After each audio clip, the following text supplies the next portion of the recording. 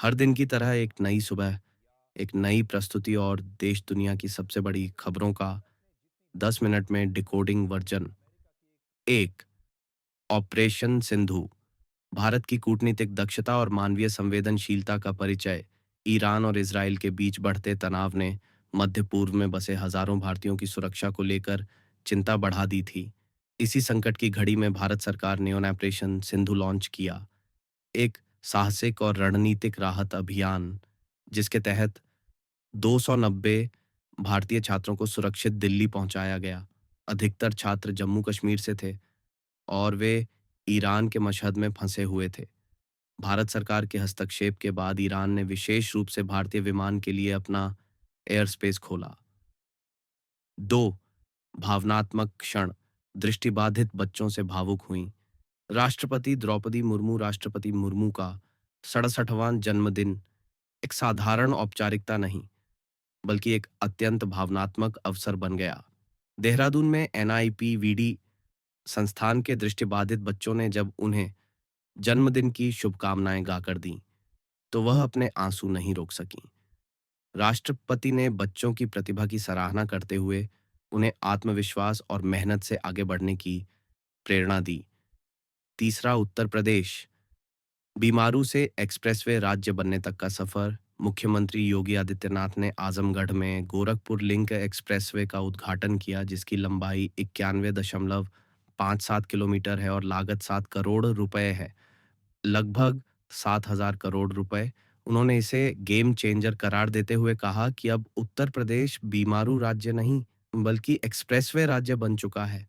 इस सड़क से गोरखपुर, आजमगढ़, संत कबीर नगर और अंबेडकर नगर जैसे जिले बेहतर कनेक्टिविटी से जुड़ जाएंगे। उन्होंने पूर्ववर्ती सरकारों पर विकास में विफलता का आरोप लगाया और कहा कि यह परियोजना राज्य के औद्योगिक, कृषि और पर्यटन विकास को गति देगी। 4, ऑपरेशन सिंदूर। आतंक के खिलाफ निर्णायक नीति। रक्षा मंत्री राजनाथ सिंह ने ऊधमपुर में जवानों को संबोधित करते हुए कहा कि नया भारत अब आतंकवाद से नहीं डरता, बल्कि उसका जवाब देने में सक्षम है। उन्होंने ऑपरेशन सिंदूर को केवल सैन्य ऑपरेशन नहीं, बल्कि आतंक के मददगारों को भी साफ संदेश बताया। राजनाथ सिंह के इस बयान ने स्पष्ट कर दिया कि भारत की सुरक्षा नीति अब रक्षात्मक नहीं, बल्कि आक्रामक सुरक्षात्मक बन चुकी है। 5, अंतर्राष्ट्रीय योग दिवस। भारत की विश्व में छवि को नई दिशा। प्रधानमंत्री नरेंद्र मोदी विशाखापत्तनम पहुंचे और हजारों लोगों के साथ योगाभ्यास किया। उन्होंने कहा कि योग केवल शारीरिक व्यायाम नहीं, बल्कि प्रकृति और प्रगति का संगम है। पीएम मोदी ने मोटापे और जीवन शैली से जुड़ी बीमारियों पर चिंता जताते हुए नागरिकों से योग को अपनाने की अपील की। रक्षा मंत्री राजनाथ सिंह ने भी ऊधमपुर में जवानों के साथ योग किया। 6, विपक्ष पर वार। उमर अब्दुल्ला का कटाक्ष। नेशनल कॉन्फ्रेंस के नेता उमर अब्दुल्ला ने कांग्रेस और इंडिया गठबंधन पर सवाल उठाए।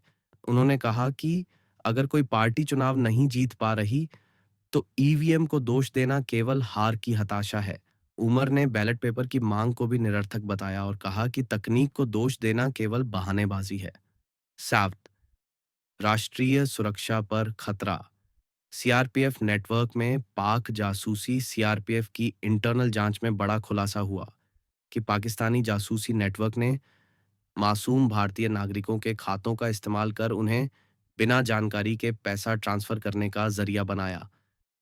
ट्रैवल बुकिंग और क्यूआर कोड के जरिए यह गतिविधियां की गईं। बदले में दुश्मन को सेना की मूवमेंट, तैनाती और खुफिया सूचनाएं भेजी गईं। यह भारत की आंतरिक सुरक्षा पर गंभीर प्रश्न उठाता है। 8, परमाणु संकट। ईरान इजरायल युद्ध और पुतिन की चेतावनी। राष्ट्रपति पुतिन ने विश्व युद्ध की आशंका जताई और कहा कि ईरान इजरायल संघर्ष और यूक्रेन संकट दुनिया को सीधे प्रभावित कर रहे हैं। उन्होंने यूक्रेन को रूस का हिस्सा हिस्सा बताया और ईरान में रूसी परमाणु संयंत्र के निर्माण का जिक्र किया। इसमें भारत के लिए एक कूटनीतिक चुनौती छुपी है। कैसे वैश्विक टकरावों में अपनी तटस्थता और रणनीतिक संतुलन बनाए रखा जाए। 9, फेक न्यूज पर सख्ती। कर्नाटक सरकार का नया कानून। कर्नाटक सरकार ने फर्जी खबरों पर लगाम लगाने के लिए नया कानून प्रस्तावित किया है, जिसमें दोषियों को 7 साल की जेल और 10 लाख तक जुर्माने का प्रावधान है। मसौदे में न्यूज़ की परिभाषा, नियामक प्राधिकरण और शिकायत निवारण तंत्र की रूपरेखा भी दी गई है। अदालत का झटका। पाकिस्तान ने दावा किया है कि ट्रंप ने भारत-पाक युद्ध रोकने में भूमिका निभाई, इसलिए उन्हें नोबेल शांति पुरस्कार के लिए नामित किया गया। भारत ने इस दावे को सिरे से खारिज किया। वहीं अमेरिकी अदालत ने ट्रंप प्रशासन को दोहरा झटका दिया। फलस्तीन समर्थक छात्र की रिहाई और हार्वर्ड यूनिवर्सिटी की प्रवेश नीति को बनाए रखने के फैसले से ट्रंप की नीतियों को बड़ा झटका लगा।